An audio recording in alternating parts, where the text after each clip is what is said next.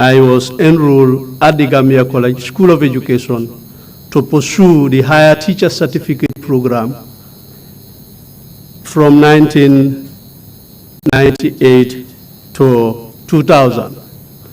And then after completion, I was posted to Jarume Koto Basic Cycle School as an acting vice principal for 2 years. And then in 2002, I became the acting principal for 2 years as well. That is from 2002 to 2004.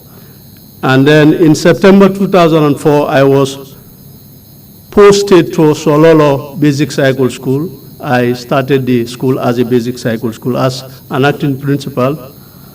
And then I spent 1 academic year. From there, I came down to the University of the Gambia to pursue my first degree in education, where I did education, and my teaching subject was economics. And then after that, I was posted back when I completed in 2007, I was posted to Bansang Senior Secondary School, where I served as the vice principal up to 2014. And then 2014, I came down to the mainstream admin with the Ministry of Basic and Secondary Education.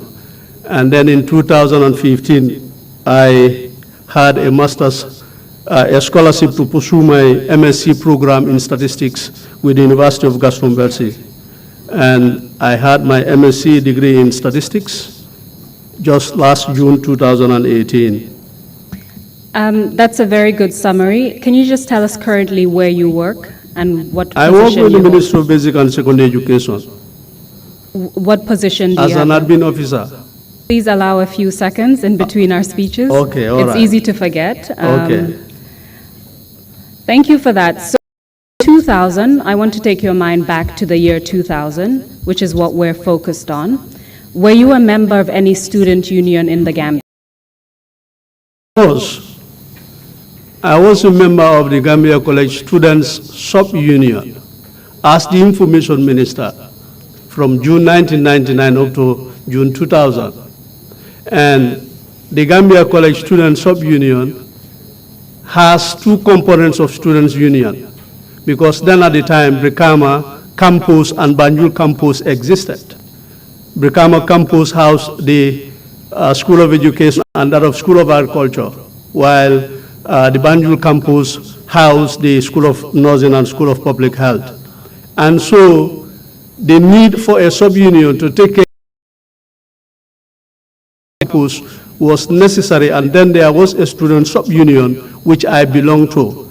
Nonetheless, you have the main union where the 4 schools or the 4 components of the Gambia College are part of the main union.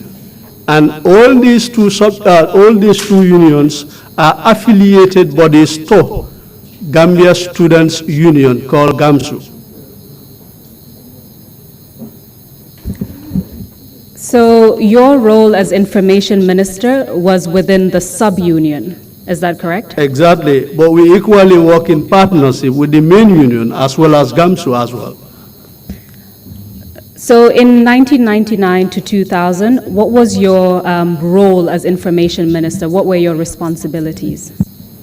Basically, is to make sure that the student body within the Brikama campus are better informed about the daily happenings of what is happening within the college.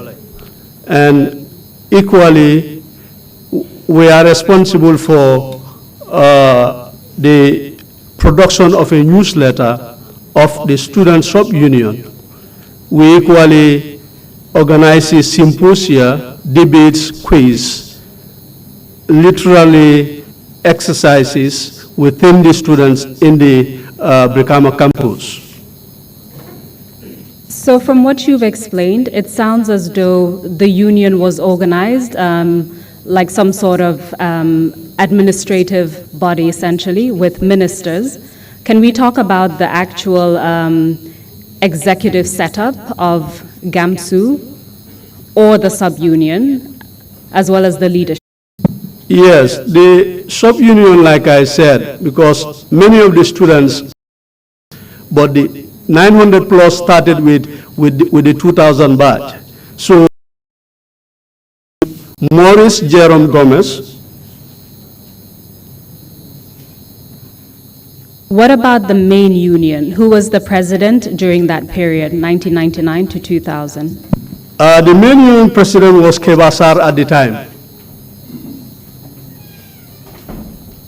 And Saja Kamara was the information minister who I work hand in hand with. But who was the vice president of the main union at the time? The vice president, I could not recall that now, but I know Kebasar was the president then.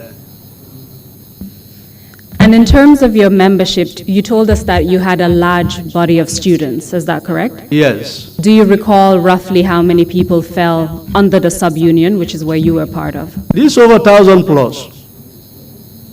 Over 1,000 individuals? Yes, over 1,000. And was the main union registered? Meaning They are all registered, all these two unions are registered, including GAMSU. Just allow a few seconds okay, between all right, our okay. speeches. And when you say they were registered, who were they registered with? Attorney General Chambers. So they were recognized as the body responsible for the welfare of the students generally. Yes. What else fell within the mandate of the students' union?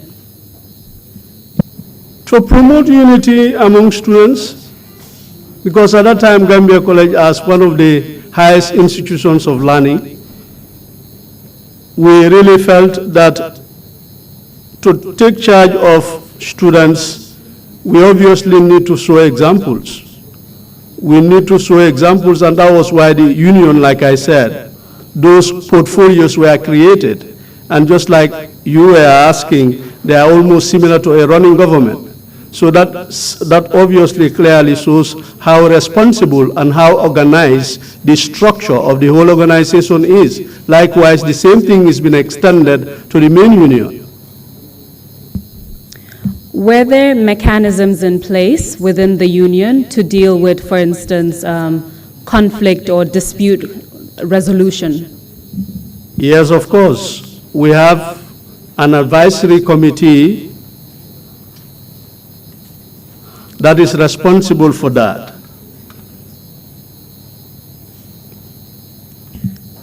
So if, for instance, there was a matter concerning a student, what kind of mechanisms does the union have in order to deal with that? Do you have investigative powers, for instance? Yeah, of course we do. The union, at the level of the sub-union we do, and then wherein we did our own part, we have to hand it down to the advisory committee to equally take its due process of the whole thing. Can you tell us a bit about the relationship between the union and the sub-union with the authorities, for example? Were you considered independent at that time? We are, of course, very independent. We are really very independent. So in 1999 to 2000, what was the relationship like with the authorities? It was cordial, because I would say we were the first group of people outside Kanilai who deemed it fitting. We went to the president's garden at that time, give a helping hand, because then we saw the need, the efforts the government is trying to put into education. We felt there is that need, and we went as a group of students from the Gambia College, we went to Kanilai to help him on the gardens. That's an example of the type of relationship that you had with the authorities at the time. That is one of them. What about the security forces? What was the relationship around 1999 to 2000, prior to the demonstrations? Normal, very normal and cordial. So let's talk about what happened in 2000, which then led to the actual demonstrations. Did you receive any information in your position as Minister of Information of the sub-union concerning a matter involving students and security forces?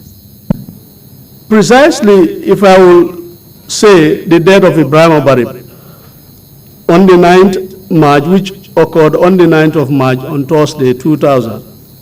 I was in class, and then I had a group of students, they called my attention, and they asked if I know what was happening in Brikama. Then I inquired, and they said a student was killed by fire officials. Then Sorry, when you say by fire officials, you mean officials of the fire service? Exactly. Please continue. Then I tried to look for Aliu and few other executives, members of the sub-union. And by Aliu, you're referring to Aliu Khan? Yes, the sub-union president. Yes. And then we convened an emergency meeting. In that meeting, we discussed on the issue of the death surrounding Ibrahim Bari's death. Because one narration said it that, or has it that, he was given cement to eat. So there were so many things coming out. So we do not know which one is which. So we said then we have to go down to the school and find out, because equally, if what was reported is true, then there is a disciplinary problem. And also at the level of the school, there is a problem there administratively. So I just want to focus on the meeting that was called. Was it held on the same day that you received the information, meaning Yes, 9th of March? Yes, this meeting was held, emergency meeting was held the same day. You mentioned Aliu Khan. Can you tell us who else was present at that meeting apart from you? Almost all the executive members of the sub-union, some main union executive members were also there, and GAMSU representatives or GAMSU executive members who were part of the college then were also there, because Alaji Esdabo is one of them, or was one of them. And Alaji Esdabo's role at that time was? He was the vice president GAMSU. Of GAMSU. Yes. So at that meeting, it was to discuss the information you received about Ibrahim Bari. Yes. Can you tell us what decisions were made at that meeting? In the meeting, we came to a conclusion that we need to go down to the school to do our investigation. But before the investigation, we need to equally address the general student body at the school, because we saw a disciplinary problem emerging. And this was what we agreed upon. And then the following Monday, because this was on a Thursday, the following Monday, which happens to be on the 13th of March, then we left the college. A 5-man delegation was set up, including myself, Alaji Esdabo, the vice president, GAMSU, Saja Kamara, information minister, main union, Bubakar Sise, part of sub-union, and Molo Balde, GAMSU. We left the college. What was Molo Balde's role at that time? I couldn't remember that now. I knew at that time he was part of the executive of GAMSU. So to make sure I understand, this team of 5 people were responsible for conducting some kind of inquiry into what happened to Mr. Ibrahim Bari. Is that Exactly. correct? Who was the leader of this group? I led the team. And that was in your capacity as Information minister, exactly. Please tell us what happened on the Monday when you went to, where did you go? On that Monday, we left college around between 12 and 1, because we understood the school at Foster's operates on an afternoon shift. Why did you go to Foster's? What's the connection between Foster's and Mr. Bari? That was where the incident happened. That was where the problem happened. So Mr. Ibrahim Bari was a student at Foster's? Was a student at Foster Senior Secondary School. But these two these two grade 10 classes were housed under Brikama Technical Training Center. So they were housed at Brikama Technical Training Center, known as the old site, while the grade 11 class and the 12 classes are at the new site. So at that time, Mr. Ibrahim Abari was a student in grade 10, is that correct? Exactly. Okay. Please continue. So we left college around 12 and 1, between 12 and 1. We decided that our first port of call is going to be Brikama Police Station. We went to Brikama Police Station.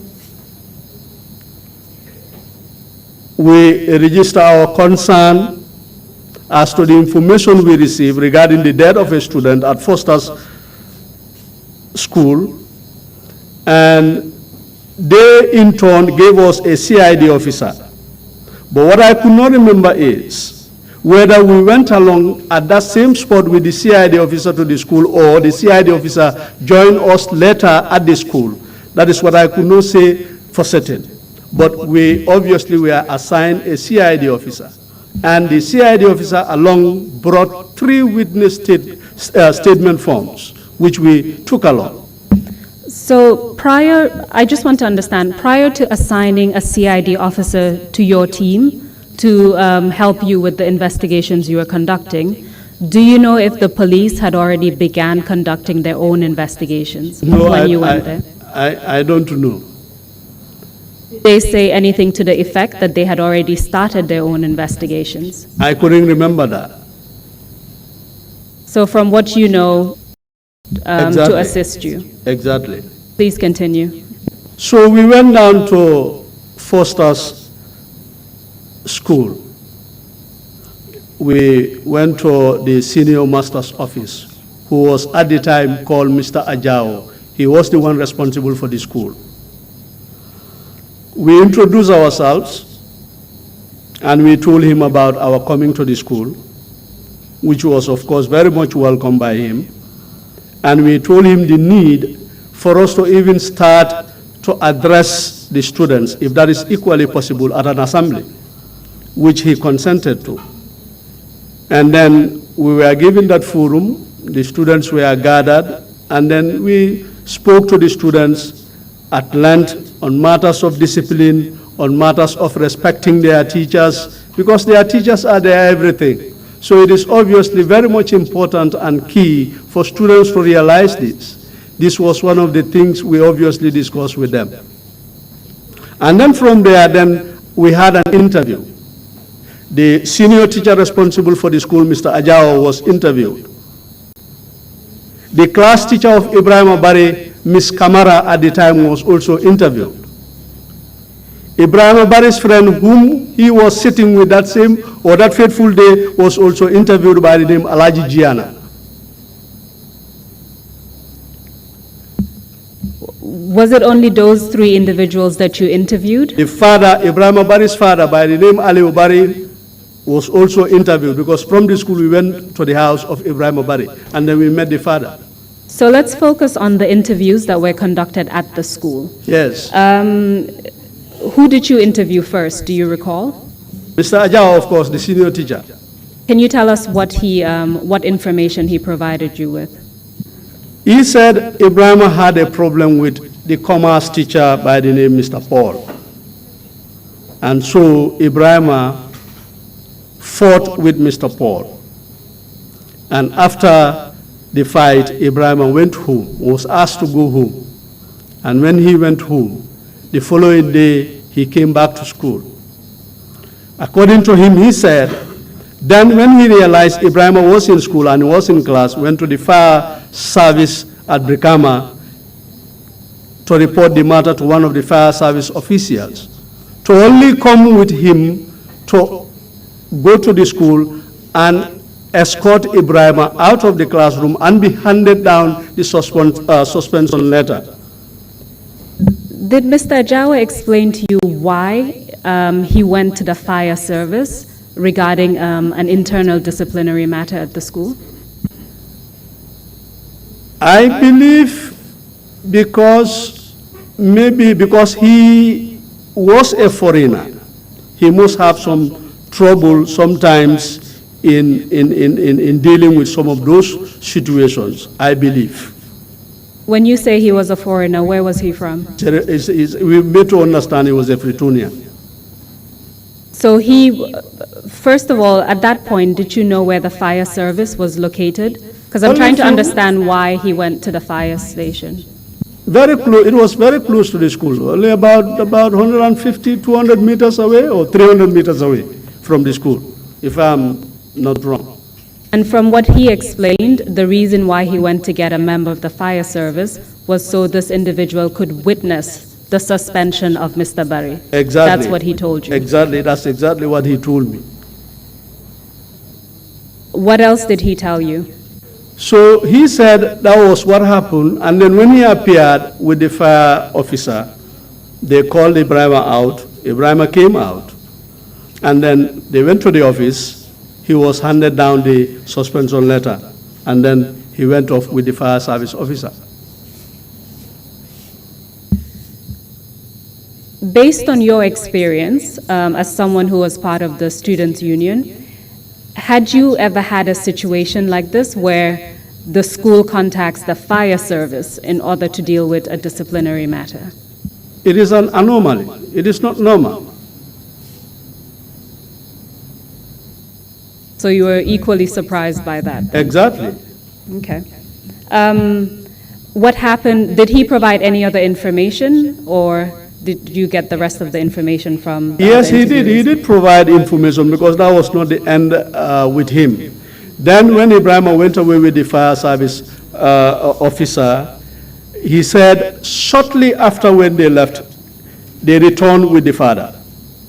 The fire service officer, Ibrahima, and Ibrahima's father, which equally corroborates with that of what Alaji Gianna, the friend, told us. And we'll get to Alaji Gianna. Okay, all right. Please continue with Mr. Ajawo. Okay. So when they appeared, the father pleaded with Mr. Ajao that he never knew that Ibrahima had a problem the previous day at school because Ibrahima didn't tell him anything. So Ajao, the father, went along, I think, with somebody accompanied him, an old man. They succeeded in convincing Mr. Ajao because according to Ajao, when they went through the records of Ibrahima, obviously they found out that he was not obviously that unruly student as one might thought. So he succeeded, the father succeeded in pleading with Mr. Ajao, and then he accepted, and then was asked to come back after Tobaske, because then it was very close to Tobaske. So Mr. Ajawo accepted the apology made by Ibrahima's father on his behalf, and then said Ibrahima could return to school after Tobaski. Is that correct? Exactly. Please continue. What else happened? So this was what he said, and that was the last time when he saw Ibrahima until the next day, on the 9th, on the 9th, when they had the news of the death of Ibrahima. What was Mr. Ajawo's reaction to what happened to Mr. Barry Ibrahima? Very regretful, very regretful. Is that to say he did not expect this to be the result of getting the fire service involved in a disciplinary matter? Of course, because by the end of his story, he burst into tears. After your interview with Mr. Ajawo, who did you interview next? The class teacher, Miss Camara, Can you tell us what Ms. Camara told you? corroborated almost the same story, and equally added that Ibrahima was indeed an average student. He do participate very well in the class, but most of the time too, he will not say anything. He would rather left the sobbing and tearful class teacher as well. Did she also provide any information as to Ibrahima's general behavior in class? That was, yeah, exactly. That was what I said. She said Ibrahima was an average student, very hardworking, and take part in the class discussions. But sometimes he will not. He will just be alone. He will not say anything. But she didn't highlight any kind of disciplinary issue. She did not. So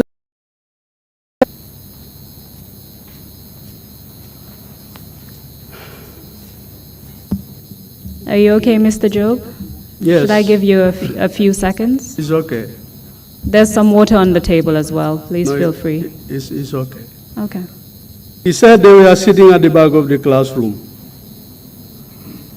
when Mr. Paul, the time for commerce lessons, entered the classroom and asked them to relocate from where they were sitting at the back of the classroom to come in front. When they came in front, they sat where the sun has its rays.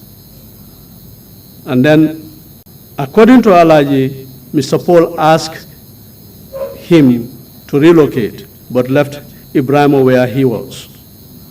So Ibrahim complained that because the sun has its rays there, so it's going to be impossible for him to sit there because it is obviously affecting his eyesight. And then he insisted that he will not sit there. And then he got up from where he was, trying to move to another seat where it is clear. So it was during the course of this, a heated debate ensued between Ibrahim and the class teacher, and the commerce teacher, Mr. Paul. And then, according to Alaji, all of a sudden then Mr. Paul scolded Ibrahim. And then Ibrahim couldn't stand it, and then gave him a hard punch on the face. And then a fight broke out. So they were separated, and then Ibrahim was asked to go home and went home. So the following day, when he... Do you recall on which date this occurred, this event that you're talking about, the fight between This was on the teacher and 7th of Ibrahim? March, 7th of March. on a Tuesday. So That after, was the day Ibrahim had a problem with the commerce teacher, Mr. Paul. It was the following day, on the 8th of March, on a Wednesday, when Ibrahim came back to school. what did Alaji tell you about what happened when Ibrahim came back to school on the 8th? Yes, according to Alaji, when he came back to school the following day, Wednesday, they were in class when Ajao appeared with a fire service officer, and they called Ibrahim out. So that was the last time Alaji said he saw Ibrahim for the school session. Then he didn't see him for the rest of the day, and he went home. And then he was there too in the evening. He said, let him go and see what is happening with Ibrahim. He went to the house. Before that, did Alaji provide you with any information about who the fire service officer was? For example, did he recognize this serviceman? No, he did not. Okay. So what happened that evening when Alaji went to visit Mr. Ibrahim Barry? So Alaji went to Ibrahim's house in the late evening, found Ibrahim was in pain, Ibrahim was crying, his voice was not even very clear to hear, and he started asking him what went wrong. And Ibrahim started telling him that he was beaten mercilessly, and water was poured on him repeatedly, even forcefully saved off. Who did all of those things The to him? fire officials. That's what he told Alaji. Exactly, the fire officials. When we come back to the further story, that will also confirm that.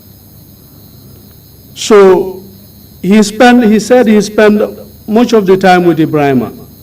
And Ibrahim was all along telling him that he's going to die. And he started telling him that, no, you are not going to die. Things will be okay. You will not die, you will surely live. So he said he was there up till it was a little bit late, and then he departed. He left Alaji, only to realize the following day that Ibrahim was pronounced dead.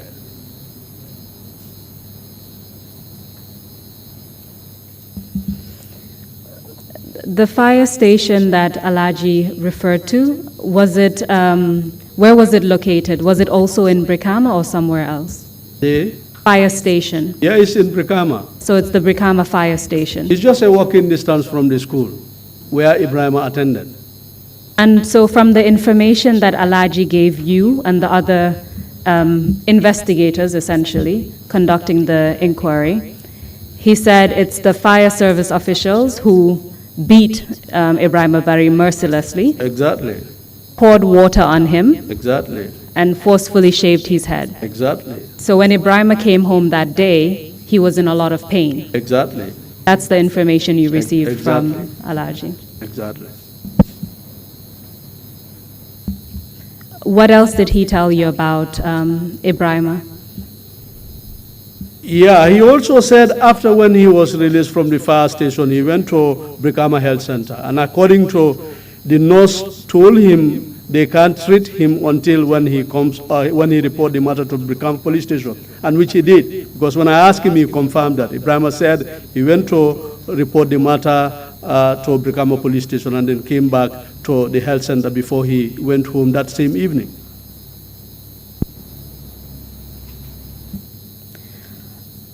So after your interview with all these three individuals at the school, at Foster's, the Foster school, you said you then went to Ibrahim Bari's house and interviewed his father. Exactly. Is that correct? Exactly. And the father also provided you with information. Please tell us what information he provided. Exactly. We reached at the house almost close to nightfall, around Maghrib. This is still on the 10th of March, right? Yeah, exactly. 9th, on the 9th. Sorry, on the 13th. It is on the 13th of March, on Monday. Okay, 13th Yes. of March. Please Yes. continue. Thanks for that clarification. Yes. We found the father by the name Ali Ubari. We introduced ourselves and we told him why we were at the house, because we are equally students at the Gambia College and we are concerned and we equally heard about the news of the demise of his son. And so we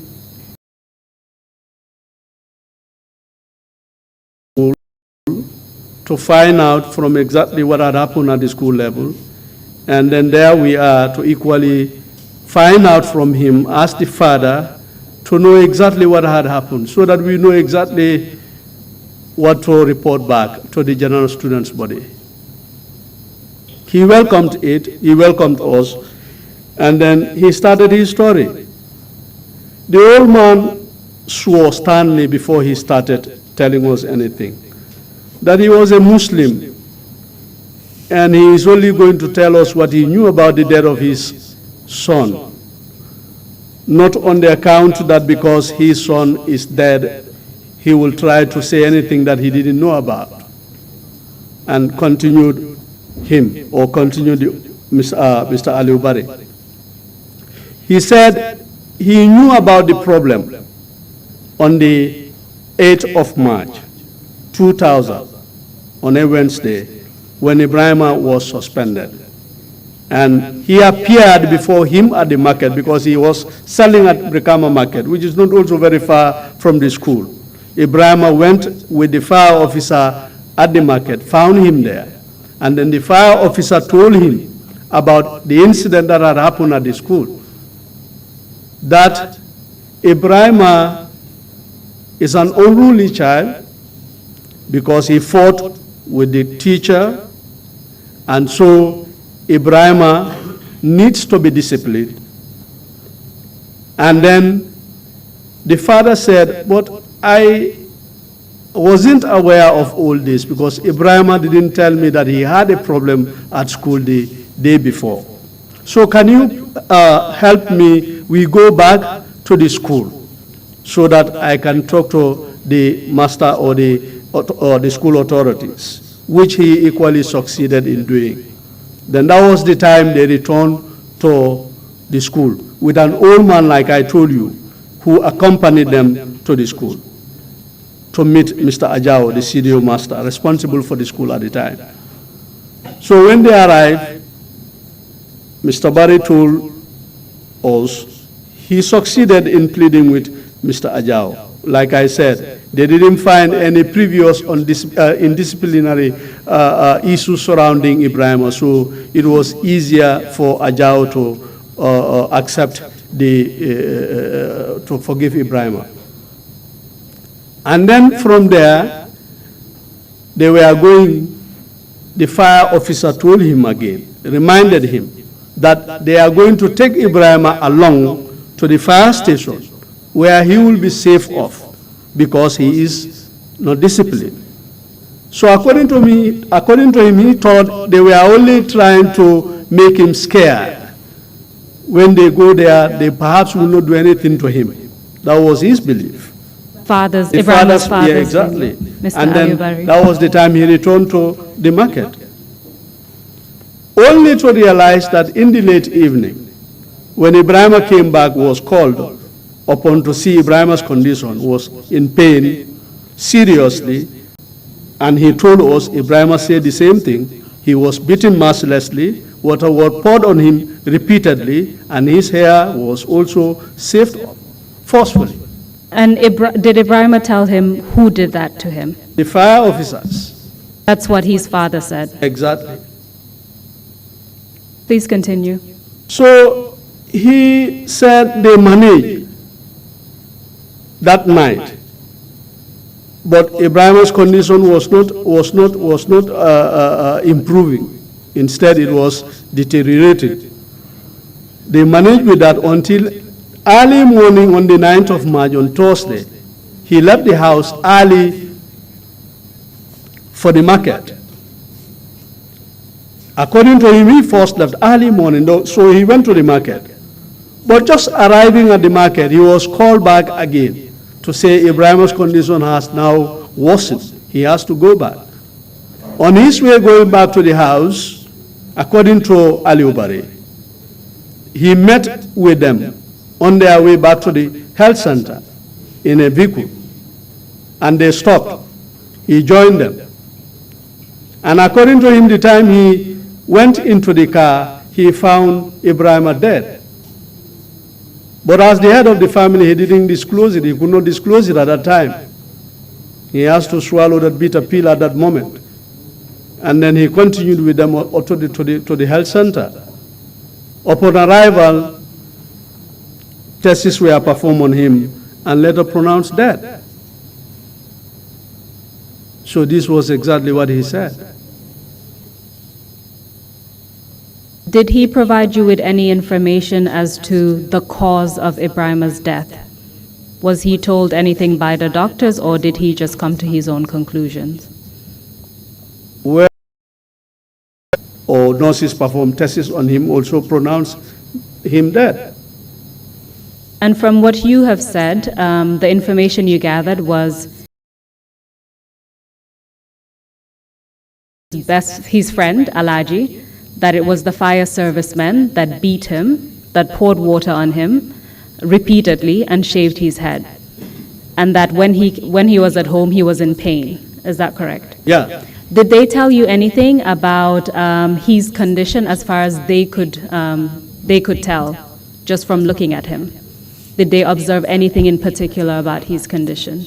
The family of Ibrahim. Either the father or his friend Alaji. Can you repeat that again? I want to know if when they looked at Ibrahim, they could observe anything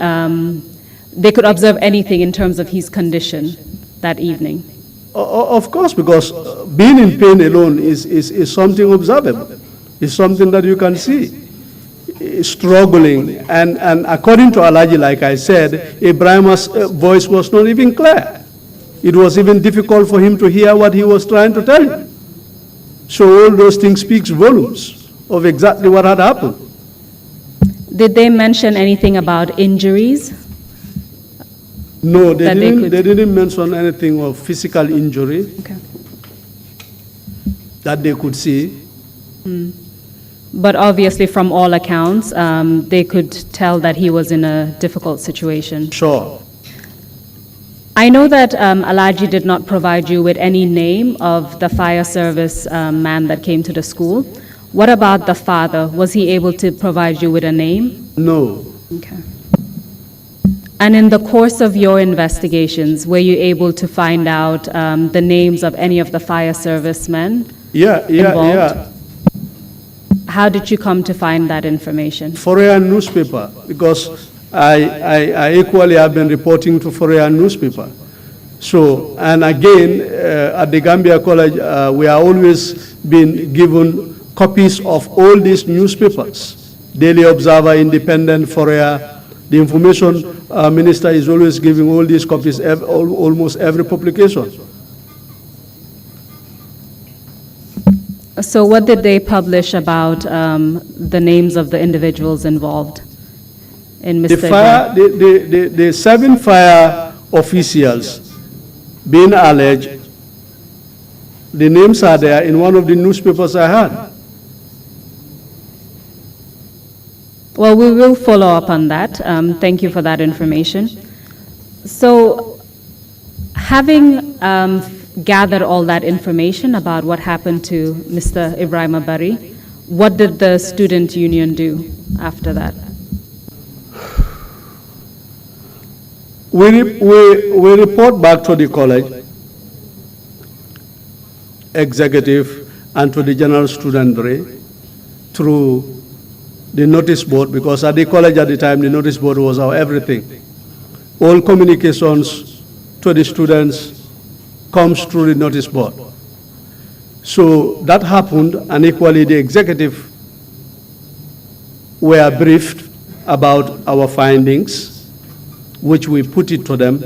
And a meeting was convened, I think, on the 20th of March, because then there was a break between that 13 to on the 20th, the Tobaski came in, and then there was a break.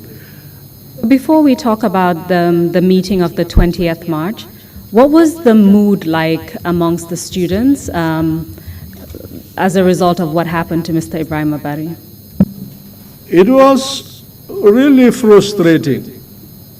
You could imagine what was going on in almost everybody's mind if we've gone that far in this country. School matters getting into the hands of wrong people, and at the end of the day, only to receive death. If we could only imagine what that kind of situation is going to lead us to. So people were worried all over. We are all worried, because we are all asking the same question: who next? Nobody knows. It could be me, it could be the other guy.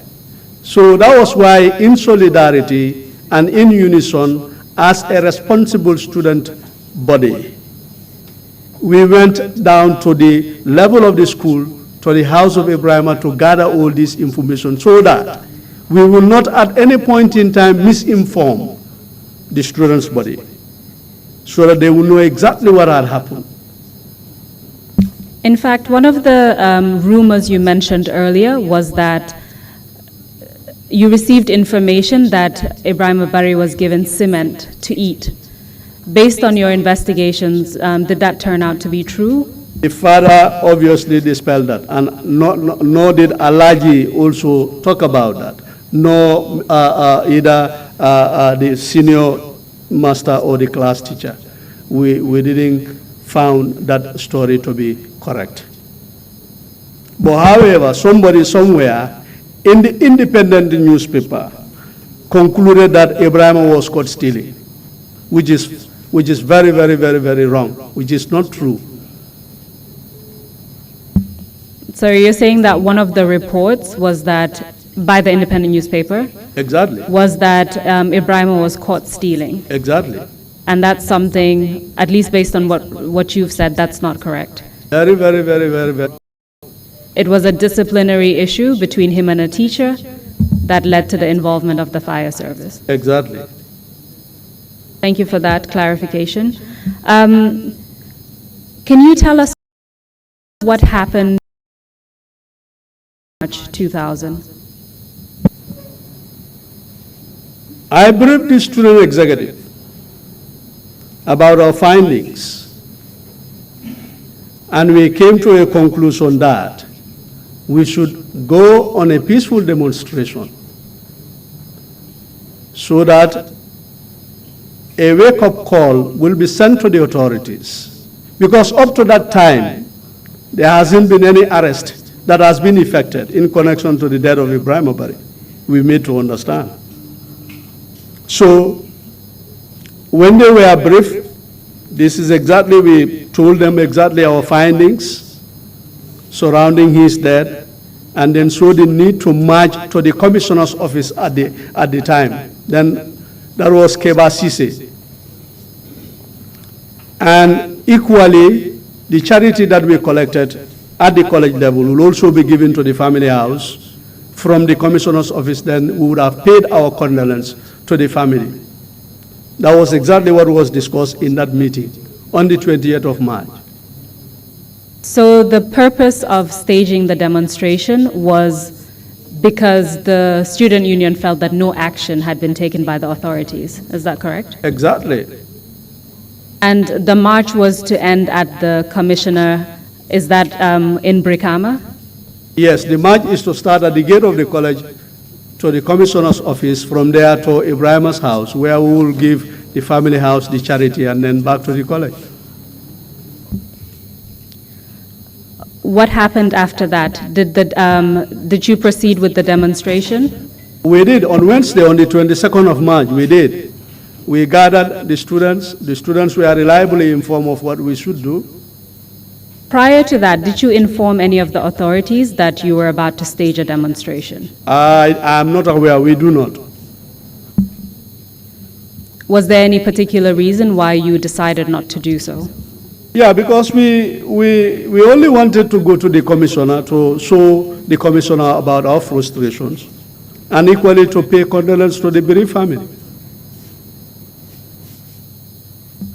So no sort of permit or information was provided informing the authorities that you were about to stage a demonstration? No, we didn't do that.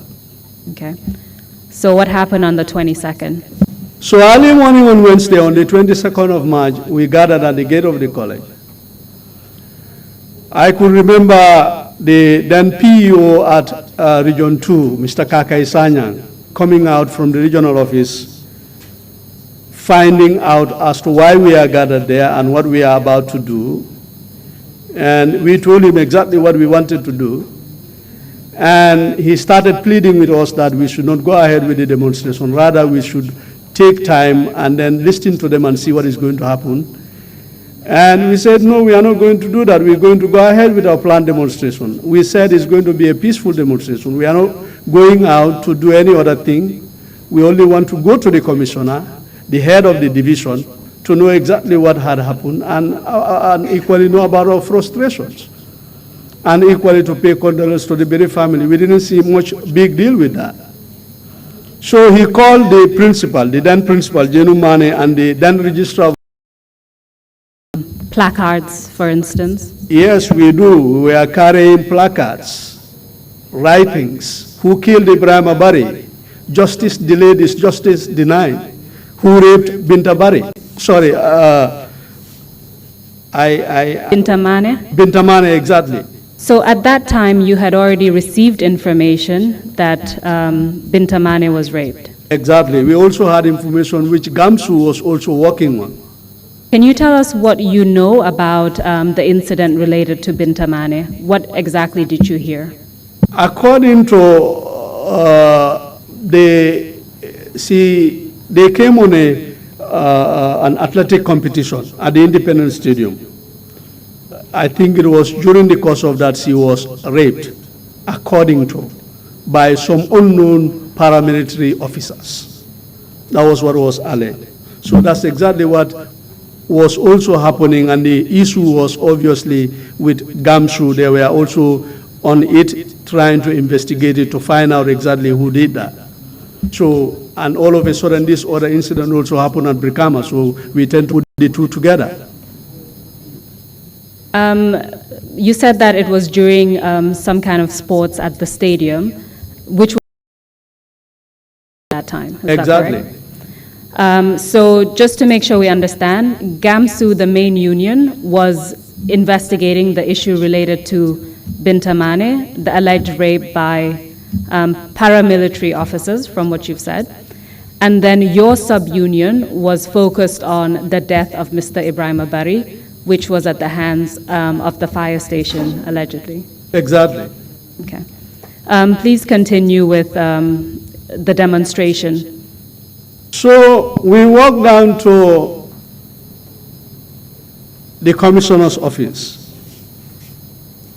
But it was not easy because the crowd we were going with, at some point we were not comfortable, simply because people are too much. And then we tried to go through the other way. Sorry, just a second. You said because at some point the crowd was, you were uncomfortable about the crowd, people were too many. Yes. Were these other students joining in, or were there individuals from around the neighborhood? Could you tell?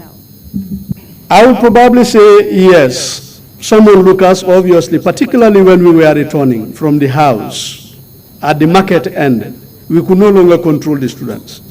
We could no longer control the crowd. The number just it was just increasing. Well, let's focus on your journey from the Gambia College as you were going. You said at some point the crowd grew bigger and you felt, is it uncomfortable? Is that the word you used? Yes, yes. Was it because of the size of the crowd, or was there something else to it? Yeah, exactly, because of the size of the crowd. So we went to the commissioner's office. I believe before we even arrived, we found they were already ready because he must have received news of our coming because Kakai Sanyang himself, police officers, the commander commanding, I think, Brikama Division, Brikama police station officer, Brikama police station, we are all there. We found them, and the chief of Combo Central. You mentioned Kakai Sanyang. Who is that? Was he He a was member? the principal education officer at the time responsible for Region 2. So all these authorities were aware that your group was coming, and so you found them at the commissioner's office in Exactly. Brikama. Tell us what happened there. We even met the group outside the commissioner's office to receive us. And Aliu, our president, main union president, delivered a short speech regarding the death of Ibrahim Abari and our investigation into the death of Ibrahim Abari. And up to that time, we didn't hear any news of apprehending those people responsible. So we were really very much worried and we are very much concerned, and we felt that was the time for us to visit him, to tell him about our frustrations, for him to know exactly about that. What was the reaction of the authorities that you met in relation to your concerns? It was really okay. It was really cordial because they really assured us that justice will be done, and they will make sure that they speedy it up to make sure that what we are complaining about are obviously taken care of. That assurance was obviously given. So did you have the impression at that point that steps were being taken to investigate it? I Following would the say I assurances. had the impression that steps would be taken. So they were promising that they would actually do something about it, not that they had already started doing it. Exactly. That was your understanding of it. Exactly. What else happened during that meeting? That was the short meeting, and then we left for the disease house. Did they try to stop the demonstrations in any way? No, they don't. So at that point, with police officers and everyone present, you registered your concerns, they responded in order to assure you, and then you proceeded to Mr. Ibrahim Abari's house. Is that correct? Exactly. Please tell us what happened when you arrived there. So at the house, We found the family, we introduced ourselves, and we told them about why we are there. Speaker after speaker, but it was so emotional. You could now see the emotional outburst. We could no longer control people. People are now seriously crying and wailing. Onlookers tend to join to be part of the crowd. Now the crowd is even bigger, almost 3 times bigger than the crowd we came along from the college.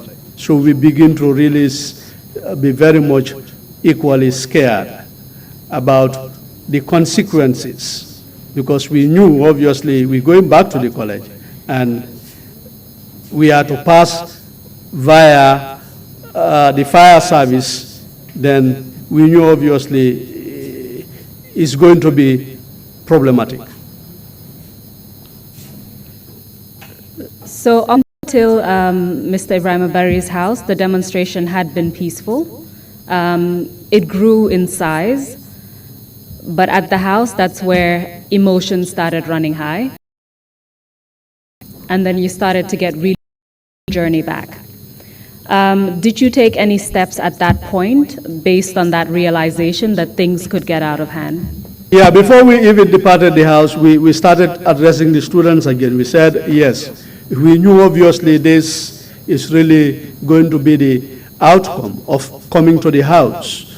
We cannot obviously stop that emotional outburst, but we obviously are pleading to make sure that we observe our ultimate objective, and that is a peaceful demonstration, so that the authorities will realize what had happened and why are we out in the street.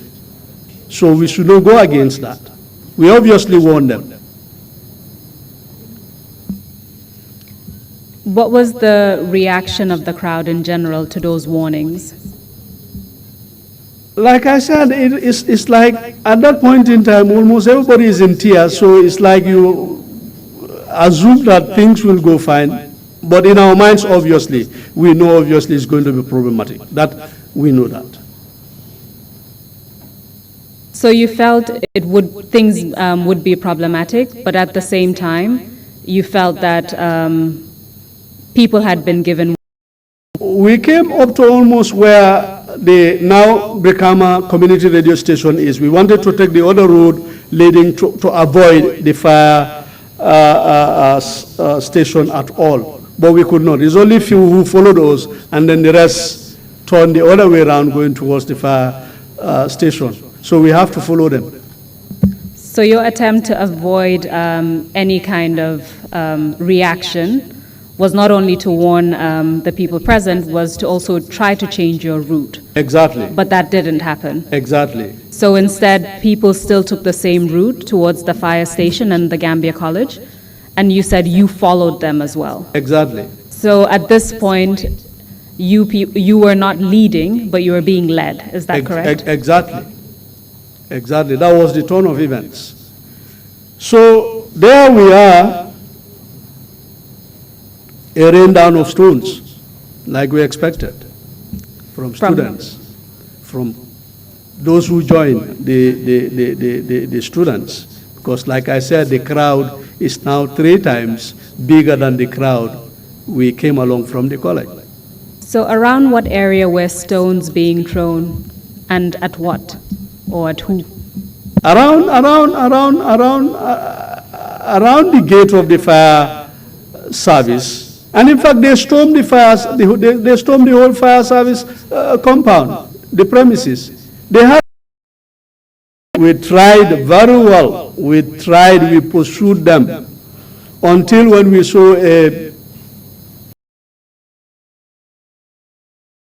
full of paramilitary officers, about 10, 15 men. They came down, they were just standing looking at them because they can't do anything.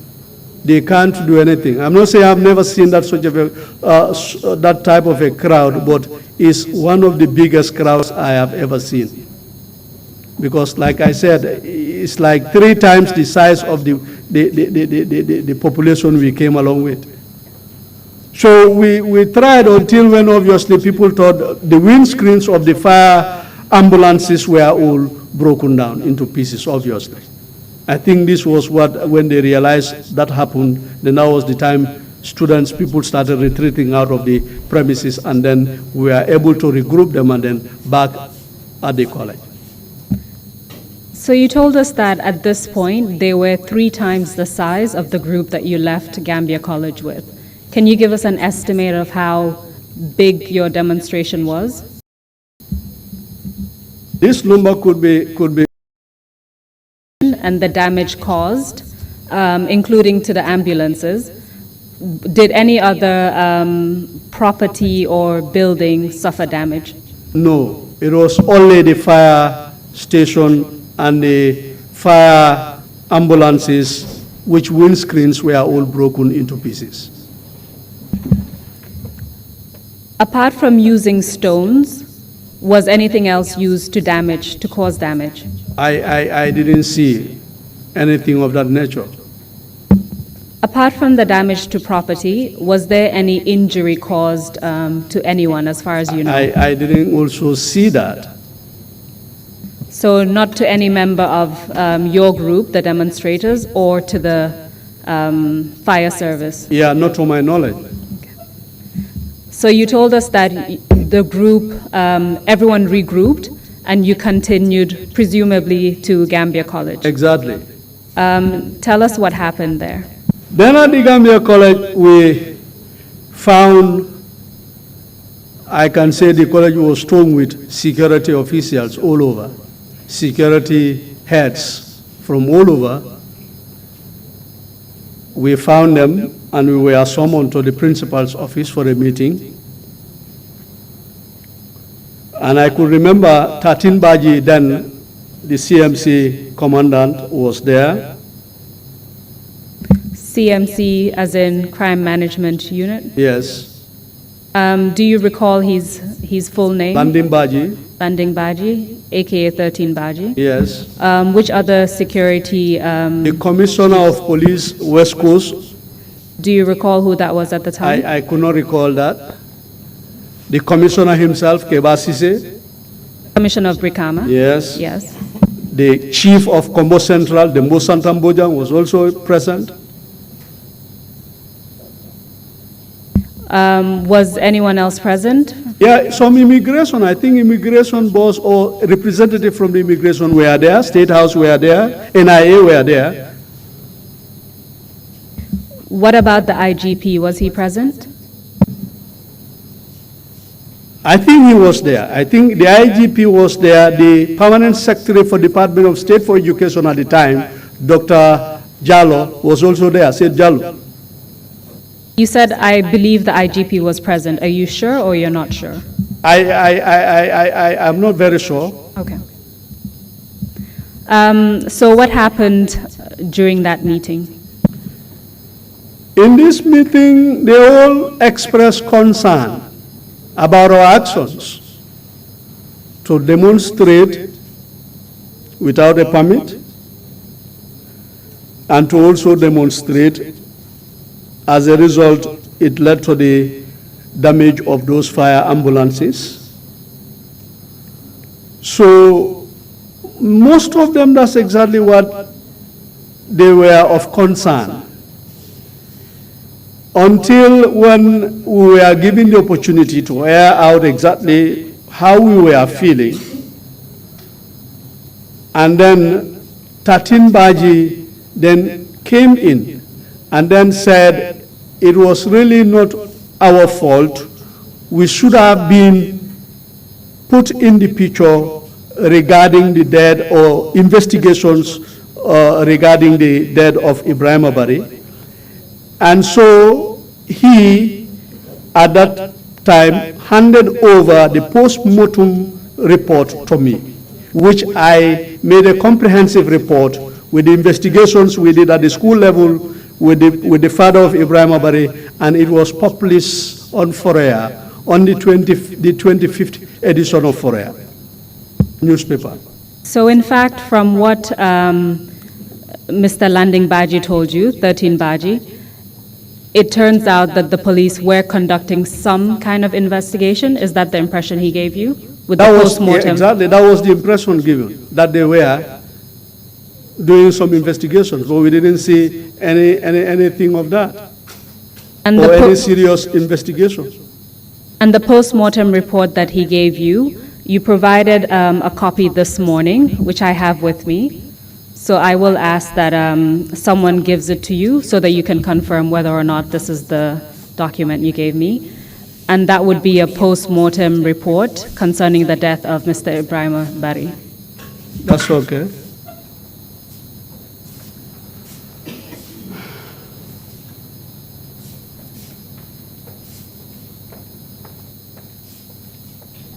Mr. Chairman, I note Yes, that we have 5 Excuse me. minutes. This is the same. It's the same. One copy. Just give me one and then give her the other copy, if that is possible. I'll just...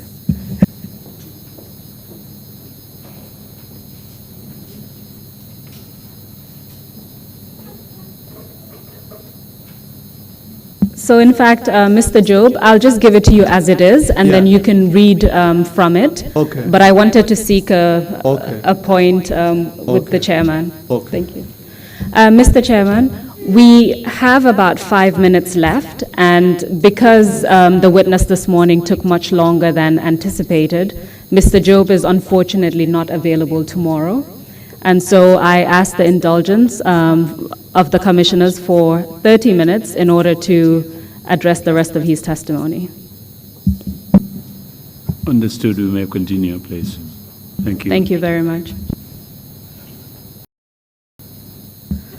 So, Mr. Jobe, is that the document that 13 Baji handed over to management Yes.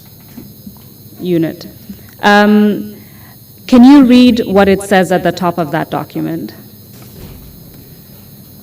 I sometimes battle with my eyesight, so I don't know. It says Health Laboratory Services or Service Royal Victoria Hospital, Banjul, the Gambia, date 10th March 2000, time 12 a.m. Strictly confidential.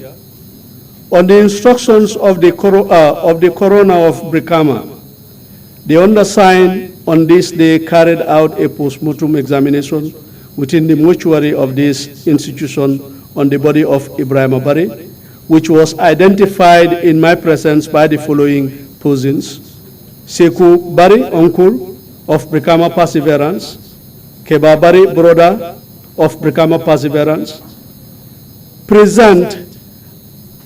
Present at the identification was first class 448 Kalilu Jao. I think it's Jao. The writing is fading. My findings are as follows. External examination. If I could just stop you there, can you tell us who, if you turn the page over, can you tell us who is the author of that report, the post-mortem report?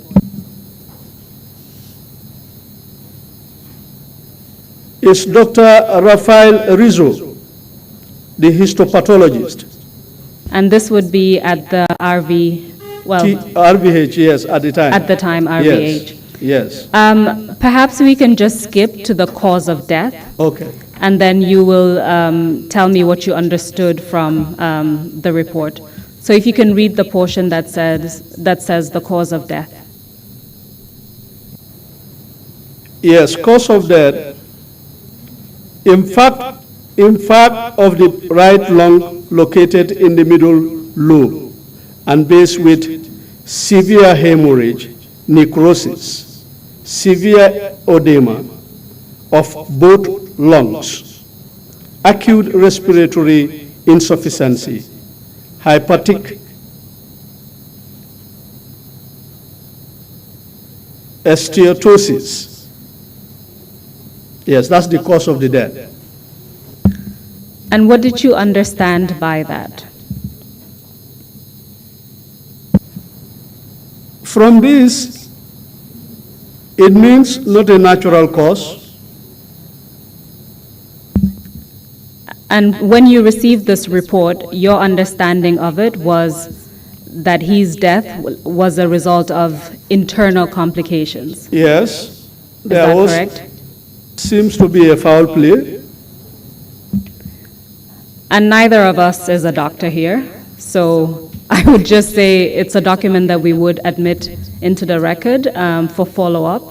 But this is the copy that you received directly from 13 Baji. Exactly, Has the document been in your possession from that time, exactly, March 2000, up until today? exactly. Mr. Chairman, I seek the admission of the post-mortem report. We will, of course, conduct further investigations because we're not sure if this is the only report or if there have been subsequent reports in relation to the post-mortem. So it would be admitted as Exhibit 0071. Request granted. Thank you, Mr. Chairman. So, Mr. Jobe, from what you've told us, it is the interviews as well as this document that formed the basis of your investigations into Exactly. Mr. Ibrahim Abari's death. After this meeting, where Mr. 13 Baji gave you the post-mortem report, did the union take any other steps in relation to the death of Mr. Bari? The sub-union I'm talking about, your union.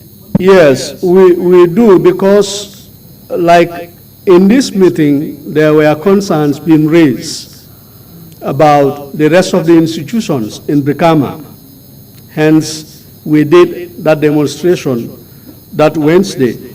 So we took it upon ourselves to go back to all the schools in Brikama the following day on the 24th, to sensitize and talk to all those schools within Brikama about our actions, and that we do not want to see a repetition of that, because now authorities are equally concerned and they've assured us that they are obviously going to do something about it. So we do not want to see any other plan or any other demonstration, which we did the following day.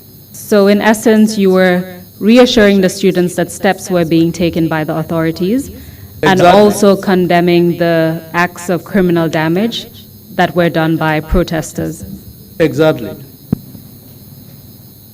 What happened after that? After this, an unusual meeting came about on a Friday.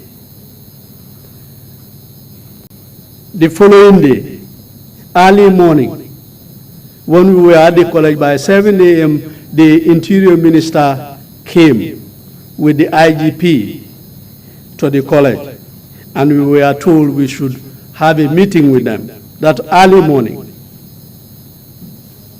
So we went out worried and surprised as to why that early morning and why so equally very sudden and prompt.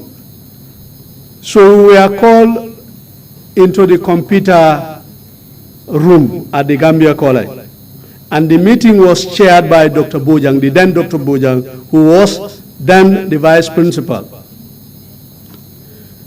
The meeting lasted for about only half an hour or even less than that.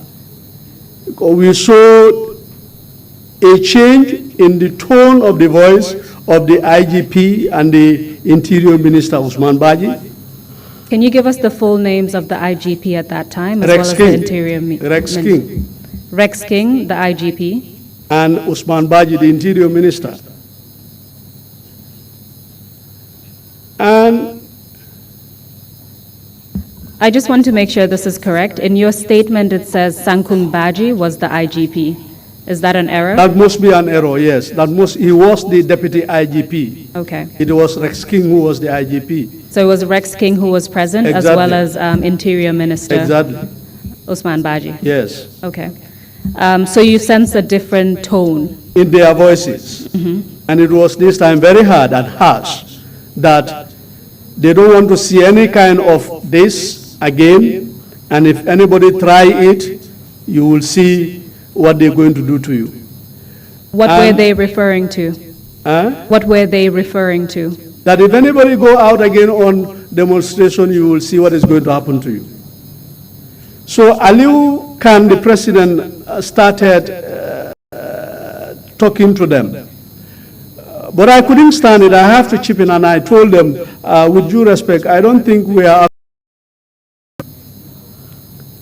are not afraid of anything. If there should be anything that will come our way, we believe we are on a worthy cause, and we must see justice be done. That is why we are here. And abruptly the meeting ended. So 2 days prior, you were from the meeting that you had with the authorities. Exactly. Including landing Baji, 13 Baji. Exactly. And then 2 days later, the meeting with the IGP and you sensed a change in tone. What effect did that have on the union and plans to take any further action? That something not normal is happening, because things are changing, and we do not know why, as to why the sudden change in the whole process. So that was our stance. We made it clear to them. Well, we are on a worthy course, and we are not obviously going to back out, and we are not going to be afraid of anything. If it should come our way, we will take it, because we've already seen the fate of this young Ibrahim Abari. So we are all putting ourselves in his place. That was obviously our stance. Was there, did the union hold any subsequent demonstration after the demonstration of 22nd March 2000? After ours, then there was a break. The following Friday, which was on the 31st of March, college closes for Easter. And we went on Easter break. And then the rest of the meetings continued, but Aliu then was representing the union, because we are on Easter. That is Aliu Khan. Aliu Khan. And I then took it upon myself, because I was a HTC student. I was supposed to file in my project for the completion of my program. So I took that time to make sure that I start doing something about my project. So I was obviously very busy, while Ali was now acting on our behalf with the rest of the other GAMSU officials. So we only have 25 minutes left. Can you tell us about the subsequent demonstration? Exactly. Like I said, I was busy with my project. I always work during the night, very late at the night, and I go to sleep by 5 or 6 a.m. in the morning. So this particular day, on the 9th April, I went to bed usually at around that time. So I was woke up by my younger brother that somebody is on the line, is calling you. The following day, on the 10th of April, I woke up and then went to receive the telephone call, and it was Saja Kamara, my counterpart, the main union information minister, who was at the other end of the telephone line. Asked me whether if there is any demonstration going on at Brikama at that time. I said, anyway, I'm just coming out of bed. I don't know exactly whether there is any, and I am not even sure. He said, anyway, there is one happening here. People are out, and it's turning violent, so I don't know. I said, okay, then why not let me go back and see. Then that was the time I rushed into my house. So up until that point, you were not aware of the planning of another demonstration? I was aware, but I don't know the actual date, Okay. like I said, because then Aliu now is taking it up, because we are on holidays, and I was also busy with my project. I was aware that it should be a demonstration if they do not do something, but I don't know exactly when.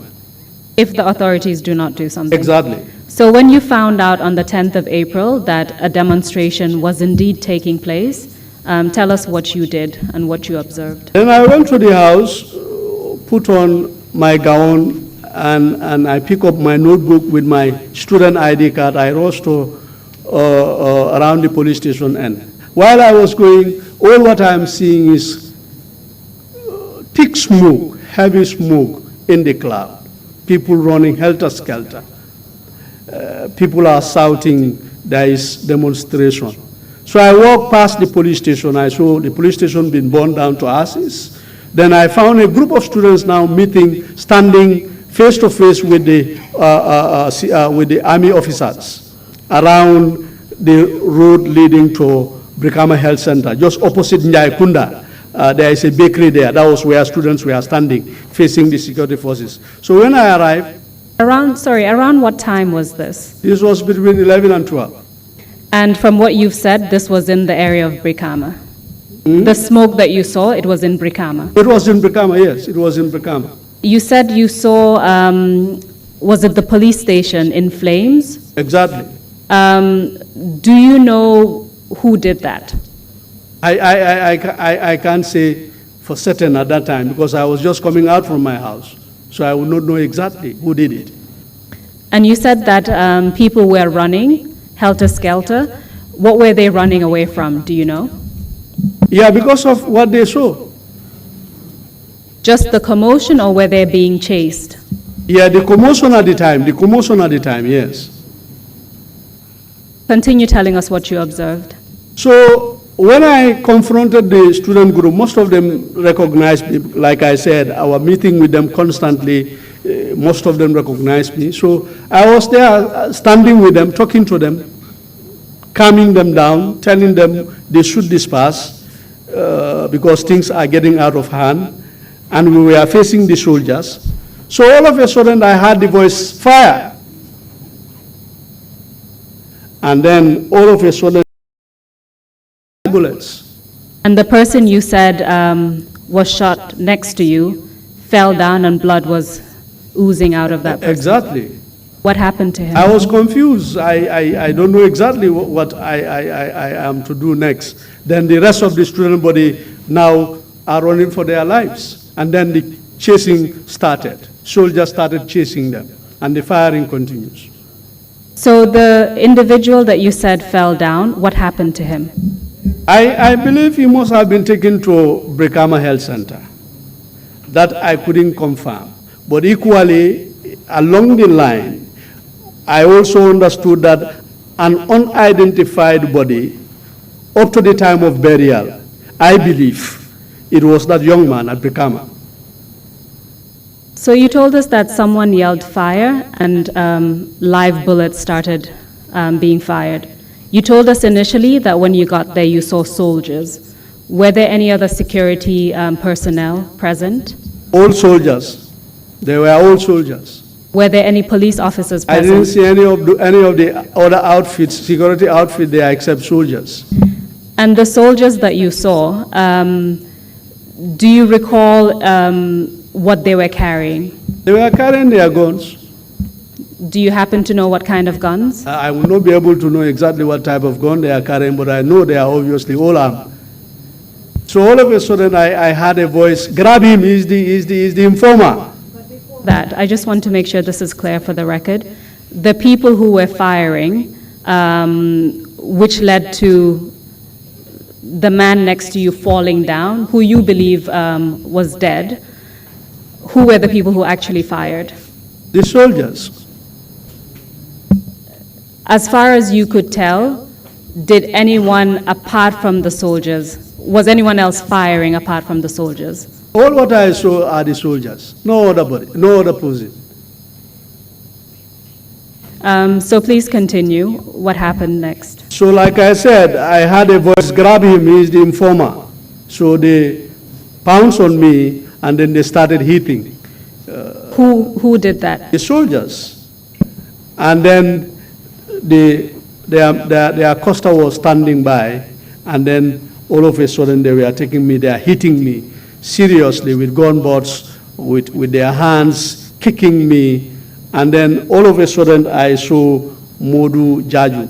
Then he was a driver. He was the driver to that mini Costa. And he knew me because we go with the elder brother. So he asked them to stop.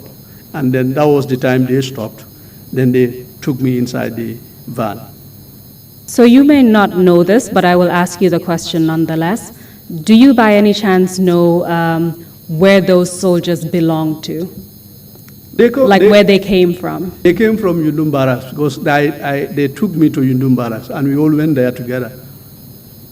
Apart from the coaster that you mentioned, were there any other vehicles there? No. At the time, could you tell who was in charge of the soldiers that were present? I couldn't.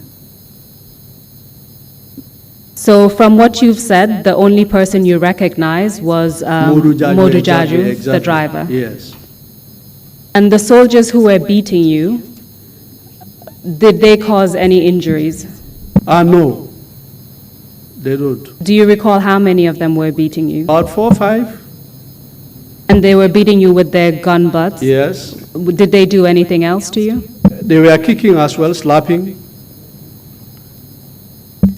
Do you recall how long that lasted? Oh, just briefly. It was just brief. And then Modu told them to stop because he knew me. He told them and then they stopped and then they took me into the van. When you were put in the van, were you the only one in the van or were there I was other? the first person to be in the van. Did other individuals join you, other students, for instance? After my arrest, then the search continues. They were now moving. We started moving with them into the interior of Brikama. They started now arresting people until when the van was fully loaded, and then we were taken to Yundum Barracks. In terms of the people that they were arresting,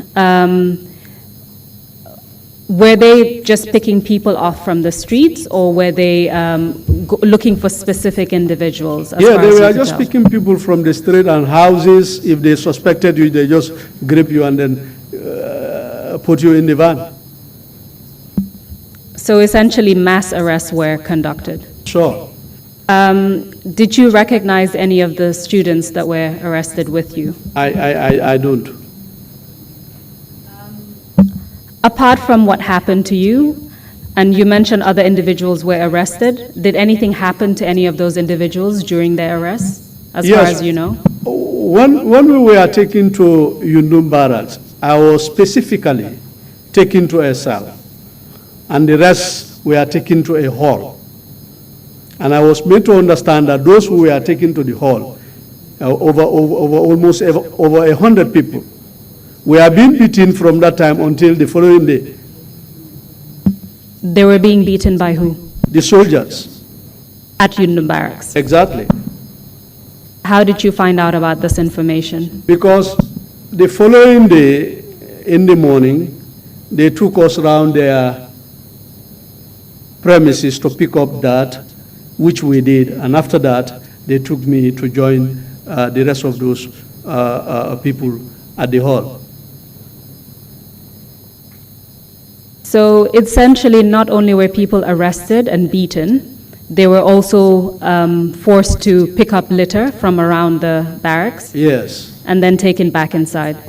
Did you recognize any of the soldiers at this point while you were at Yundum Barracks? Yes, I recognize another neighbor, which is just a stone throw from my house, but I think he was an onlooker. Because the soldiers were inside with those in the hall, and I could still remember this guy who they said came from one of the cells in one of the police stations that was broken into, and he was used as an entertainer at that hall there. He will be asked to dance, and they will be clapping. And if the soldiers, they are not satisfied, they will still hit him. I have seen that with my eyes. And then while this boy was standing, this soldier, Dauda Koli, just a neighbor, was standing. So when he saw me,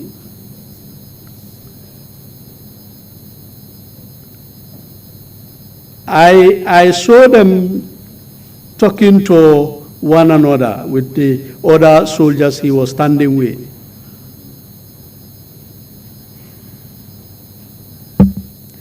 So the person that you said was taken from the cell and made to dance for the soldiers, was that one of the people that was arrested with your badge? No, he was not taken at the cell. He was at the main hall. I was the only one, those who were brought from Brikama, I was the only one being taken to the cells. I believe because of being a student leader.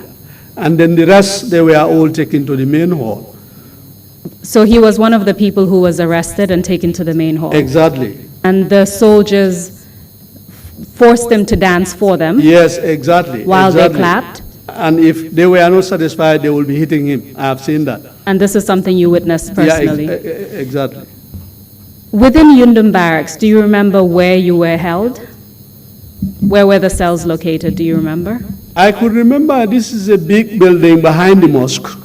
There is a big building there, and it has a bigger parlor, and then it has a corridor inside. In that corridor, there are two rooms there, the other one this way, the other one facing this way. That was where I was. The other one on the right hand side, that was where I was locked up. You mentioned that the people who were arrested with you were beaten the day that you were arrested until the next day, from what you heard. Those who were in the main hall, yes, yes. Exactly. Yes. Do you recall who told you that information? When I was taken there, I was sitting with one of the guys. He showed me the bag, what happened. I saw the lacerations. Yes. So you were taken to the hall afterwards to join? Just briefly, like I said, after collecting that, I was taken there. So when I saw this neighbor, like I said, I started seeing them, they were talking to one another, then all of a sudden, then they just took me back to the cells. Did you notice any other injuries on any of the other people who were arrested? Apart from the one that I was sitting near, yes. What kind of injuries did you notice? Similar injuries or different ones? Yeah, exactly. Similar laceration on the back. Did any of them tell you anything else about how they were treated, apart from the beatings that they mentioned? Like I said, they were malhandled. They were being beaten all throughout. What else happened while you were at Yundum Barracks? So I was at Yundum Barracks. That same day we were brought in, soldiers were now shouting, insulting our mothers. They will come, and when they saw us in the cells, they will start shouting, Oga is not here. If he comes back, we are going to kill all of you. You are the opposition children. Lot of comments about us. Did you understand who was being referred to as Oga? Yeah, Ajame, of course. At the time, do you know if he was in the country or not? He was not. So, from what you told us, there was a soldier called Dauda Koli. What role, if any, did he play? I didn't see him play any role apart from just standing outside the hall, looking at what was going on in the hall. Apart from him, did you recognize any other soldier? I did not. The only one I recognized was the one insulting us the day I was arrested. That was Solo Bojang. He still lives in Brikama Nyambai. So prior to that day, you knew Solo Bojang, is that correct? Prior to that, exactly. So you were able to identify him on that day? Sure. Do you by any chance know his rank? I think he was rankless at that time. And from what you said, he lived in Brikama and continues to live in Brikama? I believe so, yes. What else happened at Yundum Barracks, apart from... Until on Friday, on the 14th of March, later in the day, by midday, I was called out. I was taken to the main gate by the Red Barracks. So they brought in... Who are the Red Berets? Those are the soldiers just if you enter the Yundum Barracks. I am military police. I was made to understand they are called military police. Please continue, yep. So they brought a pickup They asked me to go inside, and they brought another 2 trucks. They brought the 2 trucks. All the others, I think most of the detainees in the hall were also brought in and put into those trucks. And then I was put in the pickup, sandwiched by 2 military police officers, 1 in front and another, I think 2 or 1 at the back. Just to clarify something, prior to leaving Yundum Barracks, were you tortured at any point, apart from what happened when you were arrested? No, apart from the time of my arrest, I was never tortured until my release, Okay. to be quite honest. So tell us, sorry, yes. Please tell us where the military police took you. They took me to police headquarters. This was on a Friday. I could still remember Yom al-Ashura. It falls on the Yom al-Ashura day. We left Yundum Barracks. We arrived at the police headquarters, I think by around after 2. And upon arrival, I believe my arrival must have been communicated, because the lady police officer I found, I was taken straight to their communication room upstairs. The police officer I found at the communication room, once I arrived, I believe, like I said, she must have been told about my coming. She was very much sympathetic when she saw me. And then quickly she asked whether I have been communicating with my family. I said no. He said, come, come, come. Then I went inside another room next to the communication room, and then he handed over a telephone to me to call my family. And then I quickly did that. I started talking to my family members, and then all of a sudden when he had somebody coming, then we stopped. Was that the first time that your family members knew what had happened to you? No, that was not the first time, because before I left Yundum, they came to visit me. Okay. Yes. And you were at Yundum from the 10th of April? Yes.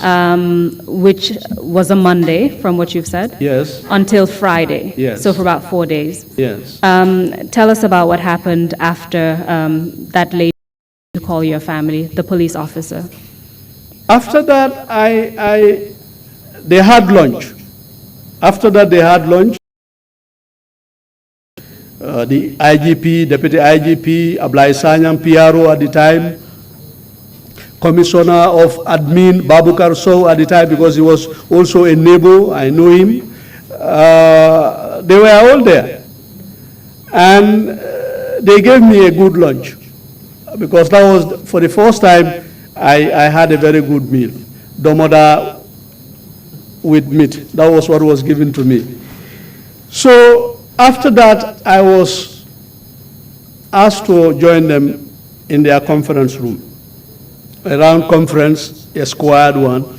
I was put in the middle on camera and recorded with all the security heads. And they started their interview, one after the other. Can you tell us the names of the security heads that were present, either their names or their positions? Who were they? I know the IGP was there. The Deputy IGP was also there. Tatin Baji was there. Babukar Sow was there, then Commissioner Operations, Admin, I believe, because he was a neighbor, so I know him, he was there. Anyone else that you Ablai recognize? Sanyang PRO, police PRO, I believe, was also there. And other police commissioners, whom I could not know their names. What kind of questions were you asked during the interview? In relation to how everything started up to what I know about the whole incident, I think it lasted for almost about 2.5 hours.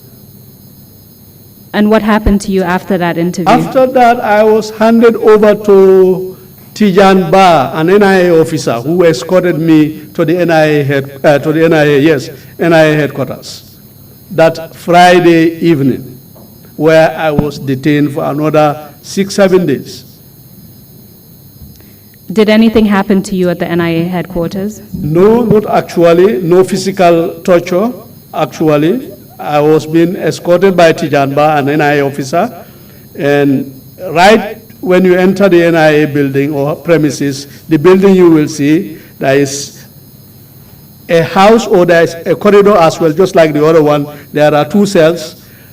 In the 4th cell, I found a Sierra Leonean there. In the 2nd cell, I found Nakulan Sise, our advisor, the student union, sub-union advisor. Nakulan Sise was there, and I also found Pa Alassane Sise, the treasurer of Gamsu. Were you taken to the NIA premises on your own, or were you in a group of detainees? I was the one taken alone.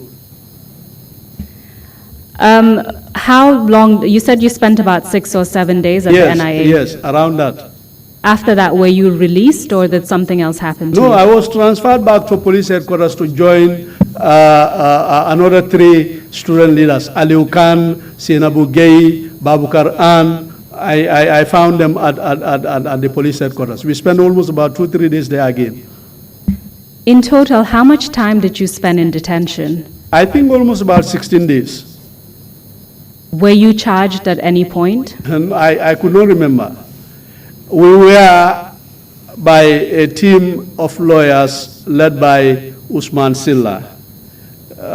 They did a lot for us, and other Gambian lawyers, Bar Association, and including Aliu Dabo, the then president. So after about 16 days, you were eventually released. And I want to put these 2 things because they are of importance. At the NIA headquarters, these 2 people, including myself, 3, were the Freetonian. His story is so sad. I believe his name is, if I have not forgotten, Stephen. He has been crying and he has been praying all throughout. A very faithful Christian I have ever seen. He said to me, I ran away from a civil war in my country, only to come to the Gambia to be arrested. I don't know exactly where I am. And I think I spent almost about only few days in the country, and then it coincided with this demonstration, and he was arrested. So he spent some time there, and he was very keen. I could remember every early morning by 5 a.m. he would start prayers, and he would call us to get up and pray along with him. There was this morning, he said, today they're going to release me, and it happened. We prayed together, and when early morning they came, he was released. And Buba Samura, So just to be clear, the Sierra Leonean that you mentioned was not connected in any way with the demonstrations, but was arrested in connection with the demonstrations? Yes. Please continue. And I also found Buba Samura there, the National Assembly member for Kiang East at the time. I met him because I was taken there on Friday, because at NI headquarters we are only given one meal, that is lunch by 2 o'clock, and it's benachin every day. So, it's a small basin, 5 of us will share the benachin. And he will be brought out from his cell to join us to have lunch, Buba Samure. So when he met me that Saturday while at lunch, he was pale, exhausted, and he started asking me, he said, Nding, where are you from? I told him, I said, I'm from Brikama. He said, who is your father? And I told him about my father. I said, my father is Keba Jobe. He said, I know your father. And then he started bursting into tears. He said he's been kept in a dark cell where he could not see anything. And they will get into the cell during nighttime and will be beaten. Did he tell you why he was arrested? He said it was in connection to the demonstration because we were, in fact, the conclusion at the NIA headquarters. At 3 occasions, we have been called to give our statements. For me, when they took me to give out my statement, it will take me 2-3 hours. So Hydra in particular will complain. I said, you cannot complain because what I know is what I'm going to write. I cannot shorten my story because I have a story to tell. And at the end, what they concluded was we are all opposition children. That was what they concluded. The opposition were behind us. What's the name of this hider that you mentioned? I can't remember the first name, but I know he's either a fair complexion guy. In your statement, it states Sheikh Tijan Haidara. Is that correct? Then it must be the one. After you were released, and I need to wrap this up because we have run out of time. After you were released, did you come across any other post-mortem report regarding what happened to Ibrahim Abari? I understood there was one that they did. I believe it was exhumed, and another post-mortem, I understood, that was narration, that because they said they were not satisfied with this first one, because then at the time they said Dr. Sam was the pathologist and was not in the country, and then the Cuban Dr. Rafael Rizzo did the post-mortem. So they did another one, I made to understand. And where did you understand that? When From did you narration, I think from even papers, from newspapers, if I'm not forgotten, yes. And from the narration that you heard, what was different about the new post-mortem report from what you understood? The only change, the only difference will be this one perhaps will contain something favorable to the authorities. That's what you understood from what you heard? Yes. But you did not actually see the report? Exactly, that's my understanding. Finally, in your post as information minister within the sub-union, did you come across the names of individuals that were actually killed during the demonstrations of April 10 and 11? Yes, from newspapers that I have gathered, I have the names of those who were killed. Can you tell us those names? Usman Sabali is one of them, from Brikamaba, was only 15 years old. Omar Barrow, a Red Cross volunteer. Mohamed Lamin Jobe from Fonyi, a GTTI student. Kalisco Prera. Mohamed Lamin Chun, Latikunda Junior Secondary School at the time. Regina Carol. Karamo Barrow, ICE Senior Secondary School at the time. Lamin A. Bojang, Nusra Senior Secondary School. Bamba Jobate, Abdullah Sanyang, a 3-year-old from Joswang, Burama Baji, 10 years old, Talinding, Wee Mansali, Talinding, Islamic Institute, and the 13th one, I believe, was the young man I spoke about that was shot at Brikama, because I believe I was made to understand up to the time of burial, they could not identify the body. And later, reading through the Forea newspaper, I came across another name, that is Seni Nyabali, which took place at Brikamaba. And in fact, you have provided a stack of newspapers to the Commission's investigators, and we will go through that information, which we received recently. From what you found out, how did the 3-year-old die? I made to, from the newspaper, I think it is true stampede. The 3-year-old died as a result of stampede. The last question from me is, considering everything that what happened to you as well, what impact did this, the events of April 10 and 11 have on you? On me, in particular? On you in particular, as well as other students that you know? On me, I think, except the positive aspect, because I have prepared for this from day one. I read a lot of good things about good people all over the world, equally as about dictators, about very terrible dictators for that matter. Kamusu Banda is one such. So going through, because that, in fact, that was what I went with. When I found Alassane Pa Alassane crying all throughout, I told him, you better remember Nelson Mandela as an icon. That's the only way out. We are in seat already, because anything could happen. So we have to obviously know that things are serious. A lot of lives, property has already been damaged. So that impact on me, I would say, I learned a lot, was a learning point for me. But on the part of the union or unionism, it has paralyzed unionism in the country, particularly GAMSU, because we saw an emergency of a fake union or student body called NAPSA that represented the affairs of the students of this country. When you say fake, what do you mean by that? Who initiated that group, NAPSA? When in actual fact people are called students association, when some of them are not students, they've already finished school. You're putting them together, you call them students.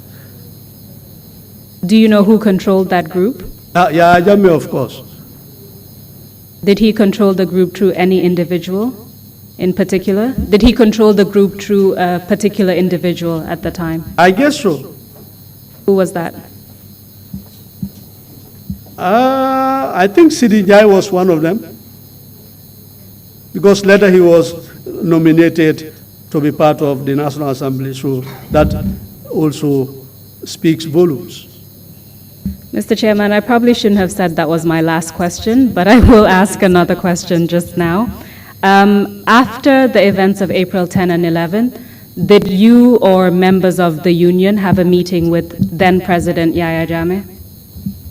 Yeah, after the Latte Commission, when we were being summoned to the Latte Commission for the public disturbances of the April 10 and 11, the report, according to, when he received it, invited us as a group, and we went there. He spoke about a lot of things, that he will do everything possible to make sure that no stone is left unturned to make sure justice has been served. And at the end of the day, that was the end of the story. Was anything done as a result of? I could not remember. Aware of any measures that were taken? I'm not. Mr. Jobe, thank you very much for your testimony and for appearing before the Commission on such short notice. Mr. Chairman, I have concluded. I hand over to the Commissioners for additional questions. Thank you. Thank you very much, Council, and thank you very much, Mr. Jobe, for your testimony. Before I turn to the Commissioners, if they have any questions to pose, just a small anecdote.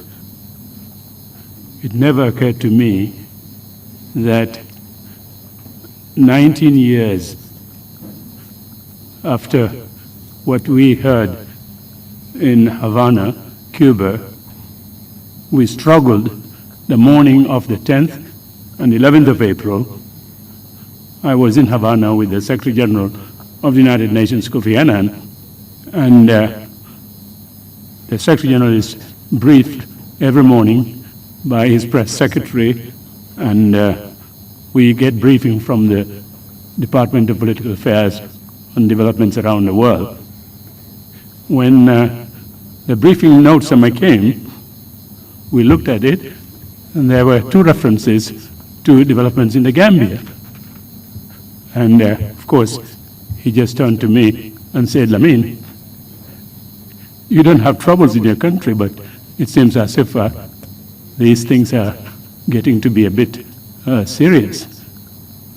He wanted to know quickly what the developments were here. I mean, the violence that was going on, the killing of the students, because if we had detailed information, we were planning on having a meeting with the Gambian delegation that President Jammeh was heading. He was only a few meters away from us, the UN delegation where we were seated, and we didn't get that. That information didn't come, the detailed information didn't come. And as I said, this is a twist in life that 19 years later, here I am sitting here, hearing those details that perhaps would have made it possible for the Secretary General of the United Nations to meet with Jammeh to try to make sure that things don't get out of hand in the Gambia, notwithstanding the slaughter of young students in the area. Just a small anecdote, but he was there with his own delegation, Jammeh, and in that big hall, Annan turned to me at some point and said, he would say, your friend. He said, your friend has got this big telephone sitting right on his desk in the big hall there. He was communicating with the Gambia, with what was going on here, and monitoring that. But anyway, thank you so much, as I said, it was a 19-year wait for me to hear exactly what really happened. He was very much concerned about Gambia. He loved Gambia. He loved Gambians. Ironically, yesterday was the first anniversary of his passing away, Kofi Annan. And to hear a day later the details just got me a bit moved. But commissioners, if you have any questions, Commissioner Jones, have the floor, please. Thank you, Chairman. Mr. Jobe, I have one follow-on question regarding the widespread allegations that Mr. Ibrahima was fed cement. You said your investigations revealed that this was not the case, right? Do you know what gave birth to the allegations, the widespread allegations that that was in fact the case with him? I believe it must have been sparked by, because others have it that he was asked to carry bags of cement. But the point of eating cement obviously was denied by the father vehemently, and even Alaji, Gianna, do not say anything about that, because they said Ibrahima didn't tell them anything about that. What he told them and what he emphasized, particularly to Alaji, was he was mercilessly being beaten. He confirmed that. Water poured on him repeatedly. He was asked to monkey dance, and his hair shaved off. Thank you. Thank you, Commissioner Carr. Thank you, Chairman. Thank you, Mr. Jobe. Part of our mandate includes investigating institutional failures that led to some of these human rights violations and abuses. So pardon me if I ask a question that has been asked already. But my first question is, since you've been in the education sector for long, I want to know whether there is anything regarding disciplinary policy within the sector.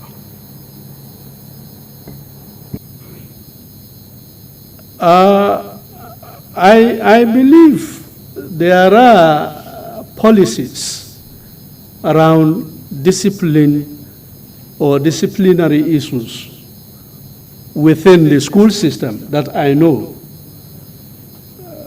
But at the level of the ministry, I can't say for certain. But I know at the level of the schools, we do have policies.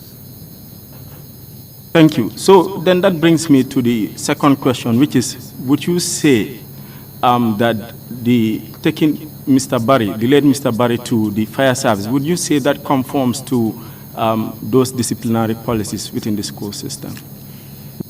Yeah, that was what obviously when everything started with that. Everything went against that policy. And that was why when we realized it, our first thing we thought of was to talk to the students about matters of discipline and to even urge the school administration not to ever involve a third party in the discipline or in the disciplinary aspect of students. Because the end result is always going to be a problematic or negative effect. Thank you. My final question is, do you know if the then ministry, the leadership of the did anything to investigate the incident? Well, I think the then ministry, Ibrahim Abari, so many things that they did, because after the press release of the then president, you saw the teachers' union, the conference of principals, you saw parents coming together to ban students from being part of GAMSU. So you could see the hypocrisy in what the Department of State of Education did at that time. In fact, at some point, Tres Ndong, in one of the narrations in a press briefing, they did congratulated or applauded the government for the way they handled the crisis. in a press briefing. So you could see that. And after, when we graduated from college, we were all posted to Region 5 and 6. All of us. So you could see their hypocrisy. One more question, Mr. Chairman. This is just something I thought of now. This is in reference to, since a lot of you were also arrested and detained at either the NIA or the Gambia Police Force, was there subsequent attempts to monitor you and to issue threats to any of the executive members of GAMSU? They were, of course. In fact, at some point, one of the reasons why I kept all these materials is because we want to tell our story. Myself and Aliu Khan wanted to write our story.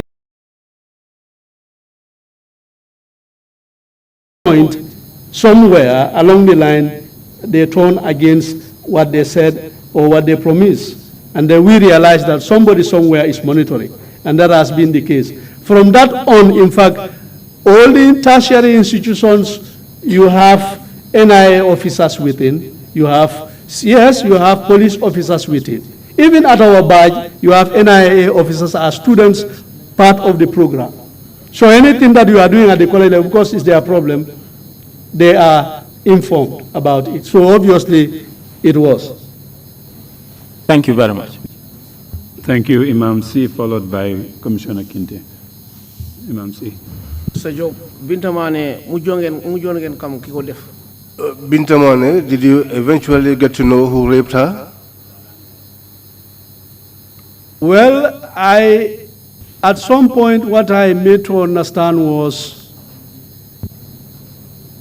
after all this, a parade was mounted for her to identify who raped her, but I think he could not, or a wrong person was identified, something like that. I think that was what I made to understand after that.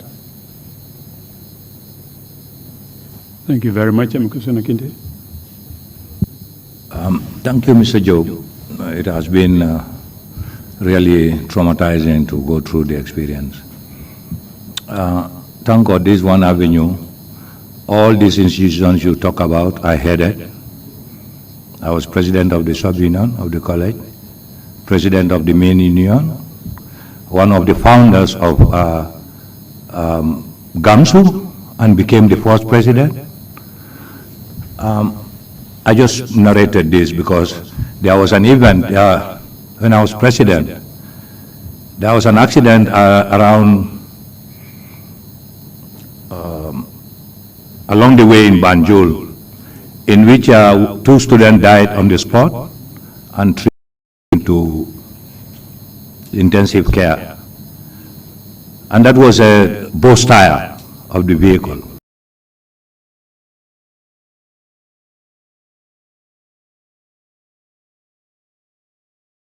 Together. You first have to answer the question of management. If you cannot answer it adequately, don't venture. Try to do preventive measures. For me, in my strategy, what I did, Gambia High School was set, St. Augustine's, all these high schools and secondary schools. I went to the college principal, Jenu, and said, please allow me the college telephone for 2-3 hours. I got to all principals who invited all head boys and head girls. I had dialogue and said I was coming around. And I was given a vehicle, and I went around all the schools and diffused a demonstration.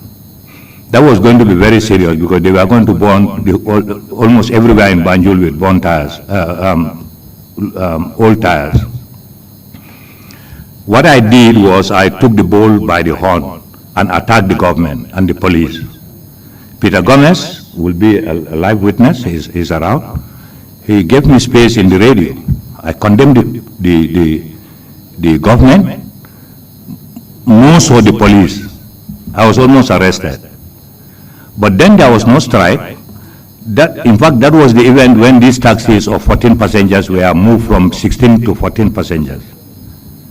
And then more serious inspection of transports were done. Because what I said was, transporters will be worn out. The police don't care about the wear out of the and wipers, signals, and so on. They're only looking for the $5 and the $10. Peter asked a question and said, "You want to tell me the police are corrupt?" I said, "From the Inspector General to the rank and file." That was a live program. Now, we have experienced a similar thing. Just not long ago, a gentleman died in the hands of the police, allegedly. People who came out may have had an organized way and intention to go about it. But they did not look at the management part of it. If we go, can we manage it? Like you had in your case in Brikama also. When you went out, your intention was just to go and read your statement to the commissioner and so on, which is in good faith and is in place. And you went to pay condolence, that's great. But it went out of hands because people with some other interest, vested interest, added onto your number and you could not control it. It has repeated this year, or it has come about this year also. I would want in your concluding remarks, what do you propose or advise about demonstrations at any level in the country? Thank you. Thank you very much, Mr. Jobe. If you have any concluding remarks, you've already been invited. Fine. Okay, please proceed. I think we are very much grateful to the Gambians during those hard times. That was the time you could also see how Gambians are peace-loving and helping so many people within the country and outside the country in the diaspora added their voice at the international community to make sure that student leaders are being released, which was obviously great. Like I said, Usman Silla was made to understand because he led that decision to take the matter to court until when we were released. In addition to that, I think peace is the most important thing that is for everything. And the Gambian problem, we are all Gambians, but truth is our problem. You walk into public offices, you tell people the simple truth. They will sideline you, they will take you for an enemy, they will label you as an arrogant, they will see you as otherwise, just because you want things to be the way they're supposed to be, not because of convenience. And I think we need to understand this. And I think the Secretary General, the head of the civil service, need to take note of this. Public service regulations need to be respected. People should not take public service regulations for their own convenience to do things otherwise. It is high time for us to understand this. People have potentials. You walk into offices, there are no terms of references. You walk into those offices, the manager or the boss tend to know all, tend to take care of everything. And if those references are not there, you cannot obviously tell the manager, look, this is where you're supposed to stop. This is where I should stop, and this is where you're supposed to take. So I think the government of the day needs to look at this seriously. One such example I have seen, like in the teaching service. Schools are being opened almost every academic year. Those schools are not being classified. They are not being categorized. Those people leading those schools or managing those schools, they have no budgetary line within the national budget. When people in those offices, permanent secretaries, directors, having their dues, and those poor teachers, senior masters, principals, whose positions are not even being recognized, And I wonder sometimes when the National Assembly, which has a composition of almost about 60% of its members being teachers, could not still do any serious thing about teachers. And the teaching fraternity provides that basis for development of this country. We need to know that and we need to understand that. Where are those projects? The Sustainable Development Goal 4 is about universal access to education. And how do we attain universal access to education when we do not build schools, when we do not upgrade schools? But if you build schools, if you upgrade schools, the consequences or the budgetary implications, are they being taken care of by the government? And this is what the National Assembly is supposed to answer. And this is what the National Assembly is supposed to understand. It is very unfair the way teachers are being treated. Already there is a promotional crisis in the Ministry of Basic and Secondary Education. Yes.